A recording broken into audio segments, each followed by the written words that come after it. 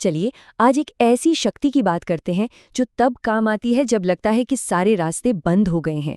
ये है मानसिक दृढ़ता, या जिसे हम कहते हैं रेजिलियंस।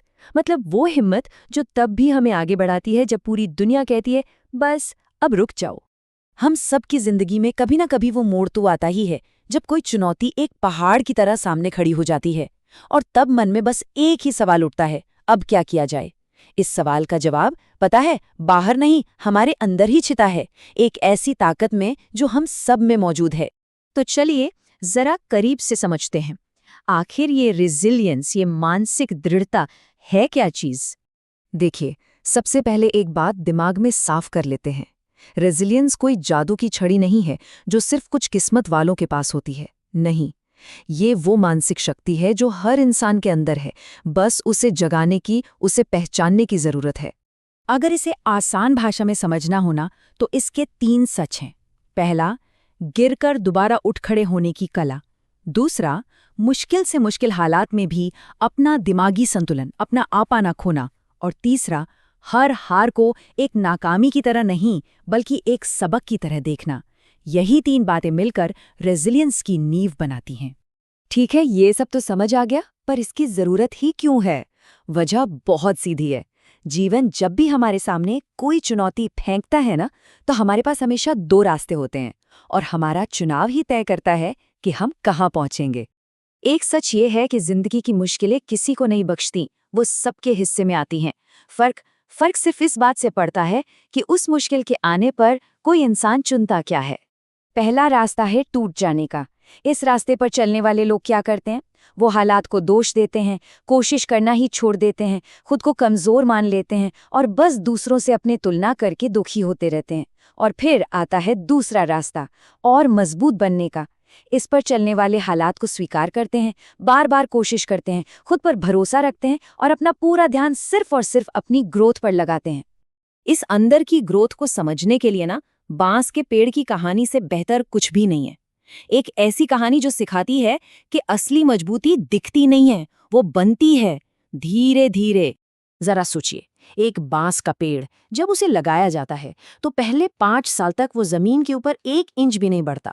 वो अपना सारा वक्त, अपनी सारी ऊर्जा सिर्फ अपनी जड़ों को जमीन के नीचे दूर दूर तक फैलाने में लगाता है। बाहर से देखने वाले को तो यही लगेगा, अरे कुछ हो ही नहीं रहा। कई लोग तो उस पर उम्मीद ही छोड़ देते हैं। लेकिन फिर 6ठे साल में जैसे कोई चमत्कार होता है। कुछ ही हफ्तों के अंदर वही बांस का पौधा 80 फीट ऊंचा होकर आसमान छू लेता है। वो 5 साल का सब्र, वो जमीन के नीचे की गई मेहनत अब जाकर रंग लाती है। तो इस कहानी से हमें सीख क्या मिलती है? सीख बहुत गहरी और सीधी है।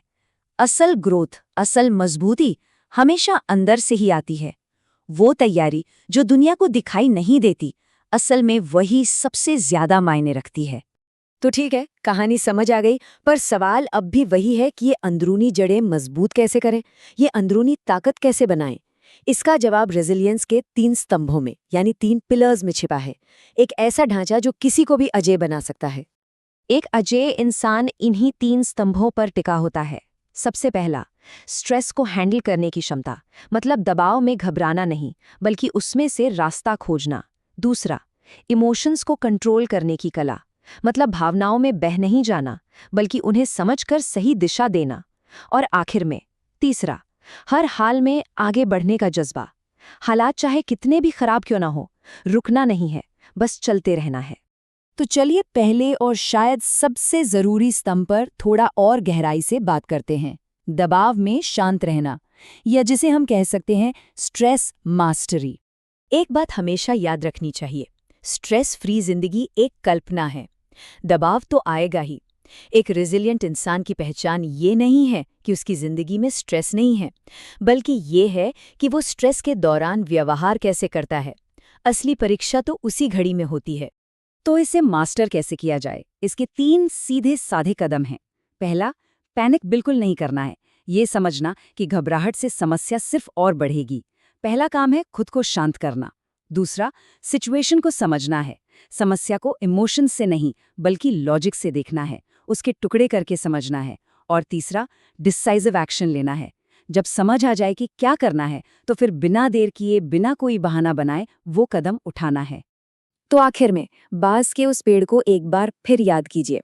हमारी असली ताकत की नींव भी ठीक उसी तरह अभी इसी पल रखी जा रही है, भले ही वो दुनिया को नजर ना आए। सवाल सिर्फ एक है, आज अपनी इस नींव को बनाने के लिए चुना क्या जाए।